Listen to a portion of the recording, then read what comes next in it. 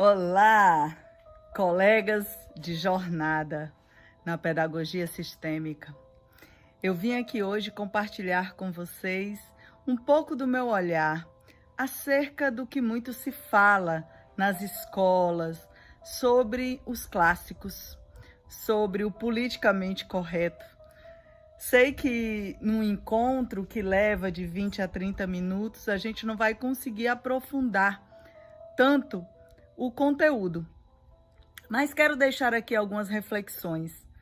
Tenho ouvido alguns pais, alguns professores, algumas pessoas que trabalham na educação, que lidam com a cultura, falarem sobre os clássicos, sobre os lobos, as bruxas, alguns defendendo que Lobato não deve ser lido porque é racista, e que algumas parlendas como cantigas de roda, né, do nosso folclore, para dar um exemplo rapidinho, Boi da Cara Preta, né, ou personagens como Curupira, como Saci, trazem exemplos que não devem ser seguidos, né? E eu tenho um olhar um pouco mais cuidadoso e um pouco mais inclusivo para esses personagens, para essas cantigas, para essas parlendas e principalmente para os clássicos da literatura infantil. A literatura infantil é a minha principal ferramenta de trabalho, né? É o meio pelo qual eu transbordo muito da pedagogia sistêmica e muito de quem eu sou e do que eu acredito. E vou fazer isso agora com vocês, porque vejo que muitos pais, muitos professores estão preocupados que as bruxas possam ser muito assustadoras, que dependendo da idade das crianças, elas não devam ser colocadas. E algumas histórias, como os contos de Andersen, são muito tristes. E, como eu disse a vocês, eu olho para isso com algum cuidado. Esse foi um dos temas da minha palestra no COC, no Congresso Online de Constelações, e vou me manter nesse tema aqui, nesse encontro, aqui nessa jornada com vocês, porque entendo que esse é um tema que deve ser olhado a partir das leis. E para que eu possa convidar vocês nesse mergulho, desse olhar que eu quero traçar, vou ler a história que sai desse livro aqui, ó, Chorar é Preciso, de uma das autoras brasileiras mais consagradas na literatura infantil, que é a Tatiana Belink, publicado pela editora Paulus e ilustrado pela Graça Lima. A história fala de uma menina chamada Lenita.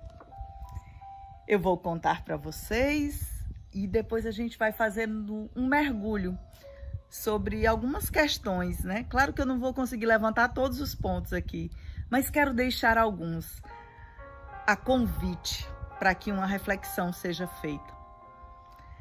A história começa assim: de tanto ouvir o papai ler histórias e poesias para ela, Lenita tomou-se de amores pelos livros.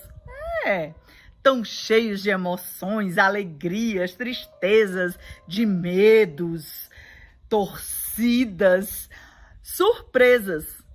E tão bonitos, com suas capas atraentes, ilustrações sugestivas, umas em preto e branco, outras coloridas, às vezes lindas, outras vezes assustadoras. Então, desde cedo, muito cedo, ela sentiu vontade de decifrar sozinha os mistérios daqueles sinaizinhos, as letras dos livros. Porque elas falavam através da voz do seu pai. E ela queria muito que também falassem com ela. Papai percebeu isso e deu a ela uma caixa de bloquinhos de madeiras, cubos multicores com letras. uma letra em cada face do cubo. Lenita construía casas, castelos, muralhas, com aqueles tijolos. E sempre perguntava a quem tivesse por perto: o que é isso? Mostrava uma letra e recebia a resposta: ah, isto é um A. Isto aqui, isto é um D. E este outro, este é um P. E assim por diante. E logo, com menos de 6 anos de idade, Lenita não só conhecia o alfabeto inteiro, como formava sílabas, o que era muito divertido. No começo, ela fazia de conta que lia as histórias que papai lhe mostrava no livro, livros que ela já conhecia de cor, e acompanhava as linhas com o dedinho, reconhecendo letras e palavras. Pouco depois, pronto, estava lendo sozinha. Nem dá para descrever a alegria da menina quando a primeira palavra nova do livro novo falou com ela. Ai, dali em diante ninguém mais segurou a Lenita. Ela queria ler e lia mesmo. Lia tudo que via: placas de rua, anúncios, sinais de trânsito e livros. E o que é melhor, ela começou a ganhar muitos livros. Não precisava nem fazer aniversário para ganhar livros. Uma delícia! Aos 7 anos, Lenita já sabia ler bem e era, de um modo geral, uma menina alegre e feliz. Mas tinha um problema, sabe? Um problema bastante estranho. Lenita nunca chorava. Talvez fosse um pouco teimosa e também corajosa, quem sabe? O fato é que ela tinha vergonha de que alguém a visse chorando. E não chorava mesmo, nem quando a mamãe ralhava com ela, nem quando o irmão menor puxava-lhe as tranças dos cabelos, ou quebrava e arrancava a cabeça de suas bonecas para ver o que tinha dentro. Nem quando ficava doente, nem quando se machucava. Também pudera. Com um pai como o de Lenita, esse era o papai mais bonito e melhor do mundo. Ele cantava para ela, lia livros, contava histórias, dizia poesias. Mas só não gostava de birra, nem de manha, nem de choradeira. Não que ele proibisse a filha de chorar, claro que não, né? Nem isso seria possível, mas ele inventou um jeito de evitar que Lenita abrisse o berreiro. Por qualquer dorzinha, ou com dó de si mesma, ou que choramingasse para os outros, para que as pessoas tivessem peninha dela, sabe? Então, por exemplo, se a menina levava um tombo na frente dele, ele dizia, fingindo susto: quase que você caiu, filhota! E quando ela protestava: mas papai, eu caí mesmo, ele dizia: caiu? Então venha cá, Lenita Catita, venha que eu a levanto. Lenita achava engraçado, corria para ele, já rindo, e o papai a erguia nos braços e dava um currupio ou um beijo no lugar do tombo, ou na bochecha, ou na ponta do nariz. Assim não dava mesmo para chorar, não é? Ora essa. Só que isso, junto com o seu jeito de não querer dar parte de fraca, isso fez com que Lenita perdesse o choro. E de tanto não chorar, nem de dor, nem de raiva, nem de ofensa ou injustiça, ou aquilo que lhe parecesse ofensa ou injustiça, o que dá na mesma, né? Lenita ficou com choro recolhido. E como o choro recolhido doía e incomodava muito, Lenita acabou descobrindo, ou quem sabe inventando, um jeito de aliviar o coração, descarregar aquelas mágoas teimosas que teimavam em ficar por ali. Mas sem dar o braço a torcer, chorando, sim, mas não em público. E principalmente, não pelas suas próprias tristezas. Sabe que saída foi essa? Pois é. Era lendo. Na verdade, era lendo os livros certos. Certas histórias que ela escolhia por serem bem tristes. Quanto mais tristes, tanto melhor. Na sua estante, sim, porque ela tinha a sua própria estante de livros no quarto. Num cantinho especial da estante, ela guardava as suas histórias amadas. Histórias de chorar. Um pouco separada das histórias de rir, das histórias de dar medo, que ela também amava e curtia muito, mas não quando ela estava com o choro recolhido, né? Quando ela estava assim, Lenita lia e relia histórias como, por exemplo, A Menina dos Fósforos, do maravilhoso escritor dinamarquês Hans Christian Andersen. Talvez você já conheça. É a história de uma menina muito pobre, órfã, que era obrigada a vender fósforos na rua. Sim. Descalça, sem agasalho, no gélido inverno da Dinamarca. E que na noite de Natal, tremendo de frio, de medo, foi acendendo um por um os fósforos que ela precisava vender.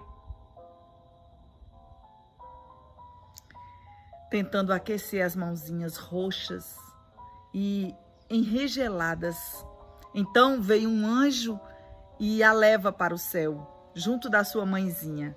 Quer dizer, a pobre menina morreu de frio. E apesar dela ter ido para o céu, Lenita chorava muito lendo essa história. Uma história tão bonita e tão triste.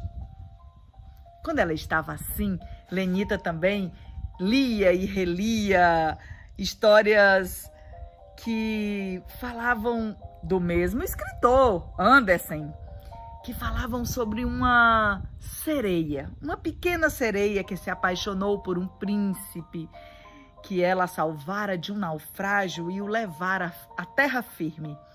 Então, ela pediu à bruxa do mar que lhe desse pernas e pés como os dos humanos, para poder unir-se a ele.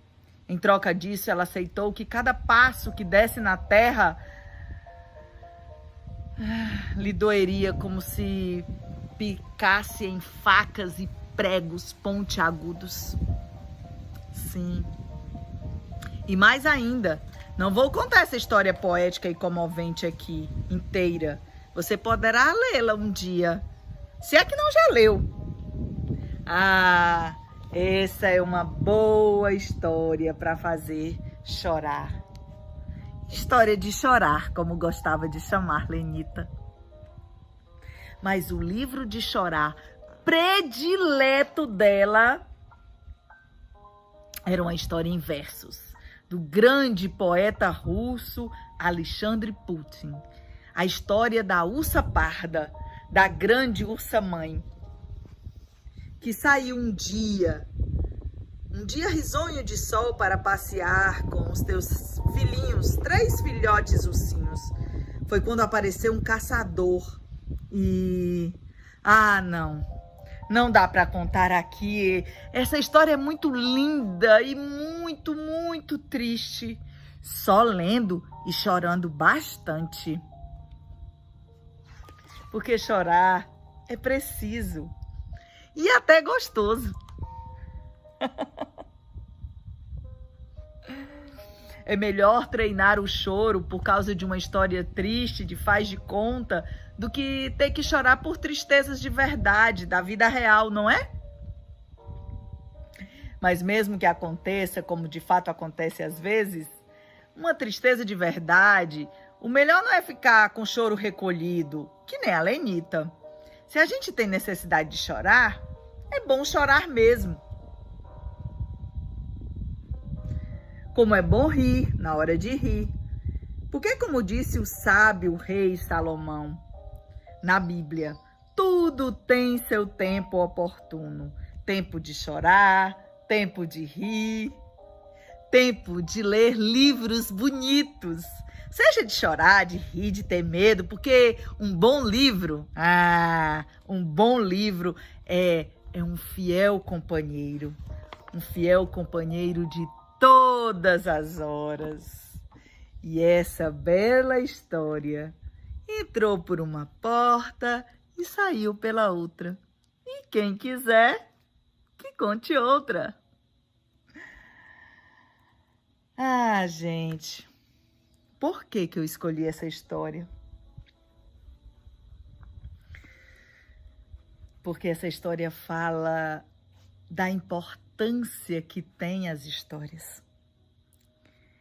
E que essa importância não é a importância só do belo, da alegria, da fantasia que nos leva ao riso, à contemplação, ao amor, ao foram felizes para sempre, que também é tão importante. Sabe, essa é uma história que fala muito de mim. Vou tentar não me emocionar muito aqui. Mas eu era como a Lenita quando criança, sabe? Eu tinha um livro grande, vermelho, cheio de contos. Eram 16 contos. E alguns eram de rir, outros de chorar, outros de ter medo, outros de alegrias. E não é à toa que hoje as histórias, elas são para mim essa via de amor, de trabalho, a via do meu transbordar. E muito me espanta ver e ouvir pessoas que trabalham com educação, que trabalham com crianças, dizendo que histórias como os contos de Andersen não devem ser lidos porque são tristes. Que as bruxas não devem ser oferecidas às crianças porque são muito assustadoras. Que Lobato deve ser queimado na fogueira porque é racista.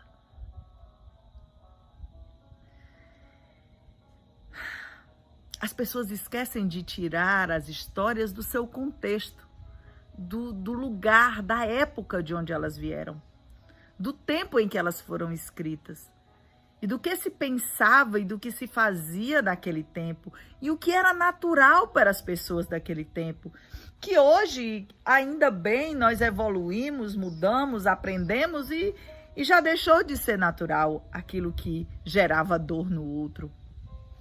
Mas as histórias são um belo... Essas histórias, né, pelo menos as lobatianas, que em alguns momentos colocam a tia Anastácia num discurso dentro da fala da Emília, um pouco mais duro, né, e recheado de preconceito, sim. Ali a gente tem exatamente como se pensava a sociedade, né, como se pensava a respeito da cor da pele naquele tempo em que a história foi escrita. O primeiro livro lobatiano, Reinações de Narizinho, foi publicado em 1920. Então, o professor não pode querer que lá haja uma linguagem do politicamente correto, como a gente tem hoje. E eu penso muito na terceira lei da sistêmica, de Bert Hellinger, no equilíbrio, sabe? Eu vejo no politicamente correto muitas coisas boas, importantes, assim como eu vejo também alguns exageros. alguns desequilíbrios que precisam ser olhados com algum cuidado. E é isso que eu quero trazer aqui. Eu lembro de uma vez, quando, em 1996, quando eu era professora de sala de leitura numa grande escola aqui de Fortaleza, e eu lembro, nesse tempo, eu era do teatro, né? Eu trabalhei do teatro, tanto na direção, como no palco, como na adaptação. E eu programei a Chapeuzinho Vermelho e eu vi, assim, o pavor nos olhos da diretora, né? Como era que eu ia fazer teatralmente ali o lobo devorando a vovó e como as crianças iam reagir. E as crianças iam chorar, iam querer sair correndo do teatro e aquilo gerou, assim, uma preocupação, né? Não aconteceu nada disso. As crianças, muitas delas, têm um fascínio pelo lobo, pelas bruxas, pelo ogro. Esses personagens representam sentimentos que muitas vezes são difíceis de lidar, tanto para nós adultos quanto mais para a criança. Representam, às vezes, o abandono, o medo, a raiva, a dor. E para a construção emocional da criança, é muito mais importante que ela possa treinar, lidar com esses sentimentos lá num terreno seguro, que é o terreno da fantasia, antes de lidar com eles na realidade.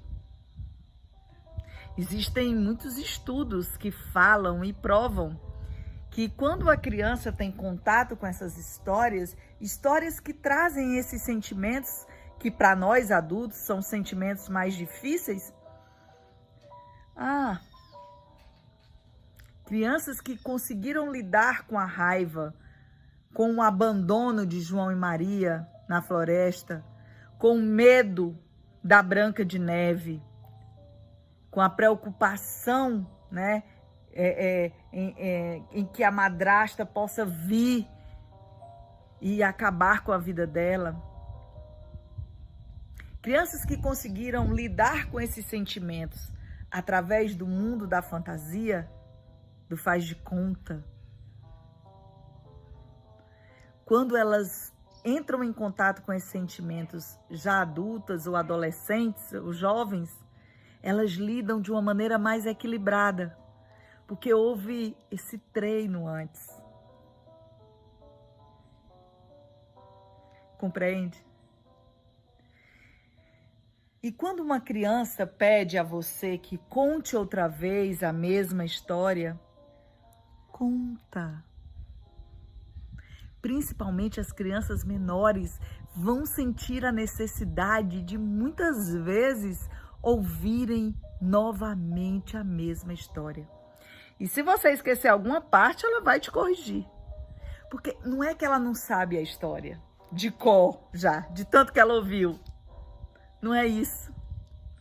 É que ela precisa ouvir para sentir, para elaborar o que sente. E isso é um processo. Isso leva um tempo até que a criança faça esse caminho. Por isso que é tão importante que ela escute tantas vezes a mesma história. Quando ela pede para a história ser repetida, é porque alguma coisa lá no emocional dela, girou, fez sentido. E hoje, com as leis sistêmicas, eu olho para o tempo em que eu escrevi a minha dissertação de mestrado e trabalhei sobre a história dos contadores de histórias do Brasil, desde os índios até os anos 2000, né? E fiz uma ponte entre a contação de história e a formação de leitores. Essa é a minha pesquisa, né?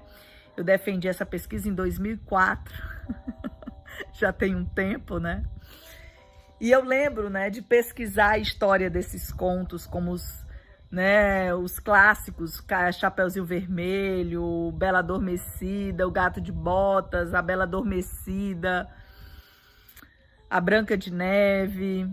E esses contos, eu não sei se vocês sabem, eles são imemoriais, assim, não existe uma data, não existe um lugar, uma pessoa, um período em que eles foram escritos.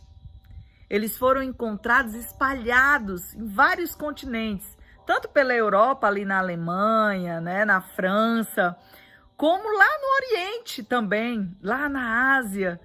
E eles foram encontrados num tempo em que a gente não tinha um avião e que andar de um país para o outro e de um continente para o outro não era uma coisa simples. E era o mesmo conto, o conto que Charles Perrault, na França, em 1697, colheu nas ruas francesas, que os franceses contavam em redor das fogueiras nas ruas, eram os mesmos contos, a essência deles, que os irmãos Grimm, Jacob e William Grimm, recolheram um século depois, lá na Alemanha, pelos camponeses, né, os folcloristas, recolhendo os contos orais ali. E Andersen fez isso lá na Dinamarca e também tinha a mesma essência.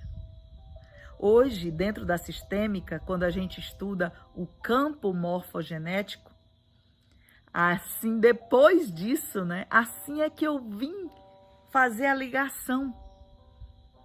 Porque na história da literatura infantil, os historiadores se perguntam, mas como era possível que a essência da mesma história fosse encontrada em países tão distantes, em outros continentes, sem que essas pessoas tivessem passado de um país para o outro, de um continente para o outro? Hoje a gente sabe, depois que o Rupert Sheldrake falou sobre os campos morfogenéticos, a gente sabe, o campo mórfico tem a informação. Essas são histórias que vêm do nosso inconsciente coletivo. São histórias que trazem códigos da humanidade. São contos que foram escritos há tanto tempo e que em 2021, na era da tecnologia, dos jogos, dos eletrônicos, do computador, da internet, continuam ainda sendo interessantes para crianças que estão vivendo a era da tecnologia. Alguma coisa de muito importante existe aí. Vocês vão te convir comigo. E aí vem alguém e simplesmente diz assim, ai não, bruxo é muito assustador, a gente não deve contar essas histórias para criança. Ai, aquela lenda do Curupira, não, é muito violenta. Ai, aquela música do Boi da Cara Preta. Às vezes, sabe, eu tenho a impressão de que a gente esquece da vida como ela é. Às vezes eu tenho a impressão que nós mesmos, adultos, não temos noção da vida que as nossas crianças veem. Na realidade, da vida que elas vivem, na real. Porque esses canais que o folclore traz através das cantigas, das parlendas, das lendas, das histórias, dos mitos, a criança pode experimentar esses sentimentos através do faz de conta. É diferente de quando a criança vive um abandono em casa. Quando ela tem a mãe, de repente, 24 horas por dia com ela e a mãe sai e trabalha mais de 8 horas fora. E ela se sente como João e Maria na floresta. Sabe? Eu penso que às vezes a gente não se dá conta de algumas coisas. Eu penso que às vezes nós adultos temos fantasiado o mundo real. E temos tentado dar às nossas crianças de uma maneira muito infantilizada. Eu não digo nem muito maternal, sabe? Mas muito infantilizada, querer apresentar às crianças um mundo e uma realidade que não é a realidade do mundo, da vida.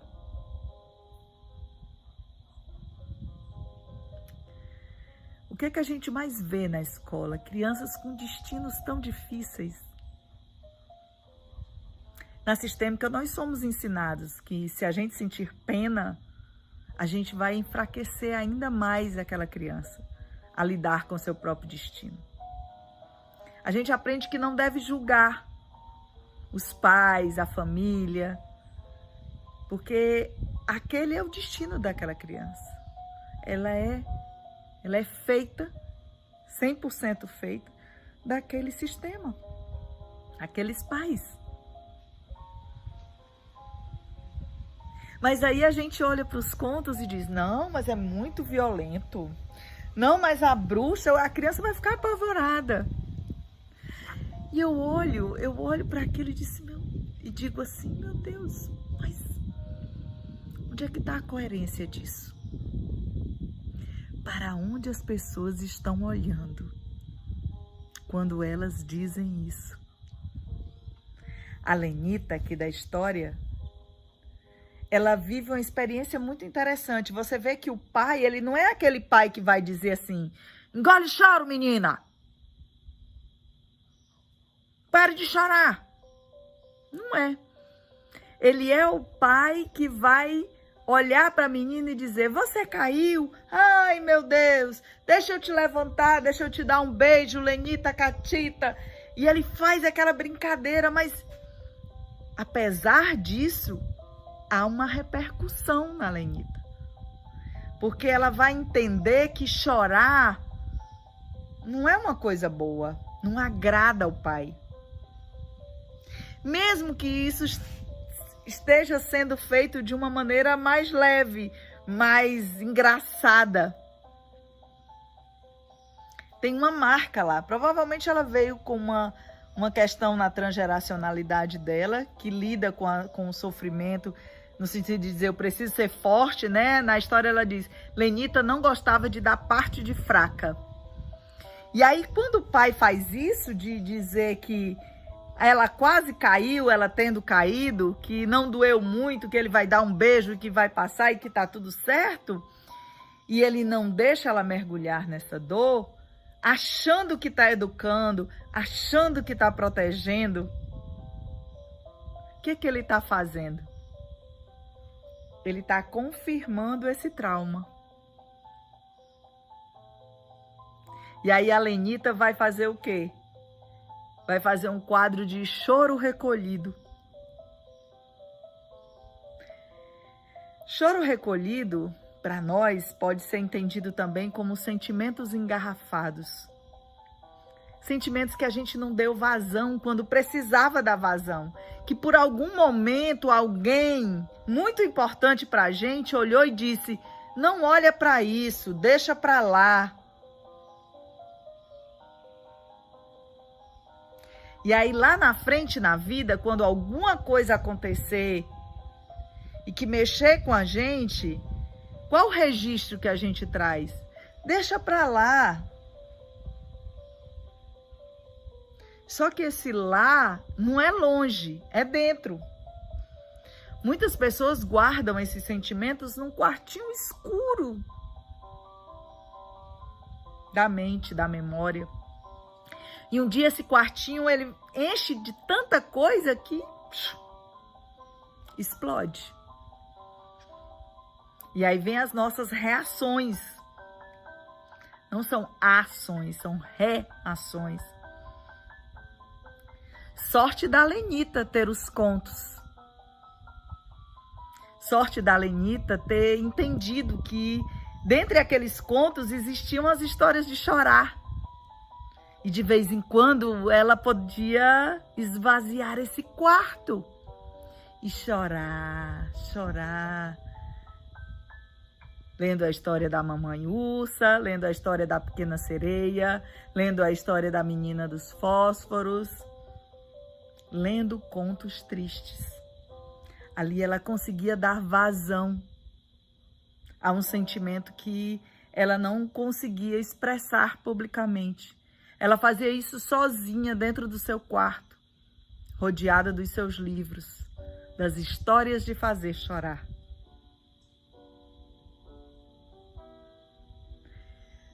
E para quantas crianças não seria importante ter histórias de fazer rir, histórias de fazer chorar, histórias de sentir medo?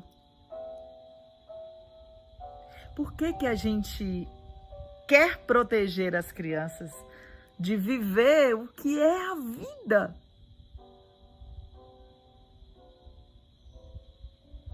Para onde nós estamos olhando quando achamos que isso é proteção? Será que a gente está olhando para as nossas crianças externas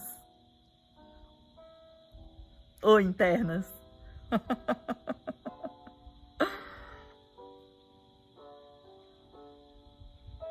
Queria deixar com vocês esse olhar. Queria convidar para que vocês pudessem ver a importância do equilíbrio aqui, entre o dar e o tomar, entre o dar e o tomar das histórias, dos clássicos, das parlendas, das bruxas, dos ogros, dos lobos, sim.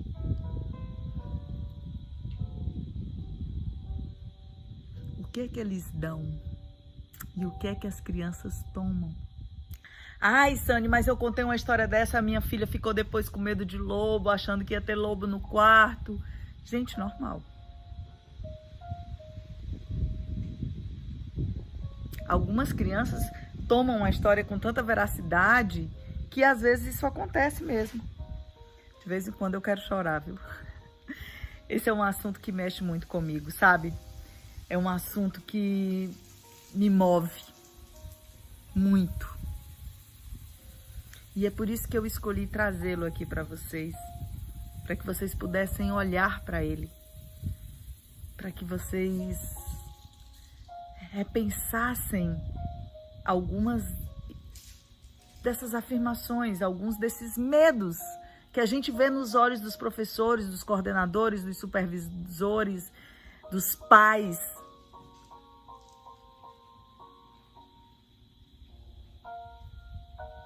Sani, e o que a gente faz com a criança que tem medo mesmo do lobo, porque ouviu uma história de lobo? Contra outras histórias de lobo. Enfatiza o final da história do lobo. Porque o final termina sempre bem, né? Leva a criança para o mais. Quando a criança foca só no lobo, na bruxa, ela está olhando para o menos. Ali existe uma informação importante para você. Vocês sabiam que Bert Hellinger, lá no começo, quando ele estava na análise do script, trabalhando junto com Eric Berne, os primeiros diagnósticos que ele fez sobre as movimentações inconscientes foi através dos contos? Existe um livro chamado Ah, Que Bom Que Eu Sei, que mostra que esse foi o início de Bert. Quando um conto, um personagem chama muito a atenção, nos leva para o menos, existe uma informação ali. Os contos clássicos, esses que resistiram ao tempo, eles em especial contêm um código do inconsciente coletivo que fala direto na nossa alma. Bom, eu já estou ultrapassando o tempo que as meninas me deram, Vivi e Fernanda. Para mim é uma alegria trazer a vocês alguns olhares, alguns outros pontos de vista, como diz o meu querido amigo Bruno. O Bruno Borges, ele diz: o ponto de vista é apenas a vista de um ponto, né? Quer dizer, ele diz, essa frase é dita por alguém, né? E fala ao coração dele, e fala muito ao meu também. É importante a gente olhar esses pontos de vista que ficam minando a escola e tirando das crianças, na desculpa de protegê-las, tirando das crianças oportunidades muito ricas e muito importantes de desenvolver-se.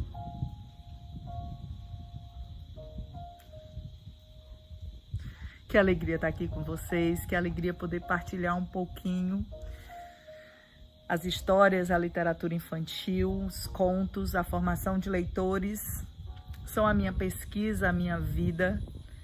Eu me graduei pesquisando sobre isso, me especializei pesquisando sobre isso, defendi um mestrado pesquisando sobre isso, trabalho com isso há mais de 25 anos.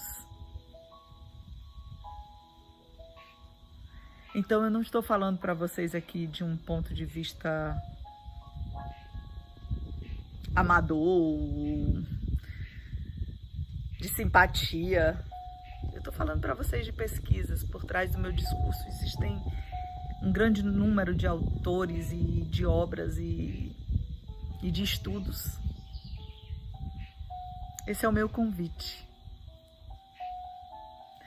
Olhem para o que dizem sobre os clássicos dentro do politicamente correto, também a partir de outro ponto de vista, antes de excluírem os clássicos das vidas das nossas crianças. Tá bom? Um beijo, gente. E muito, muito obrigada pela oportunidade de estar aqui e poder trocar com vocês um pouco de mim. Porque o que eu trago hoje a vocês nesse vídeo é um pouco de mim que eu partilho com vocês. Tchau, tchau.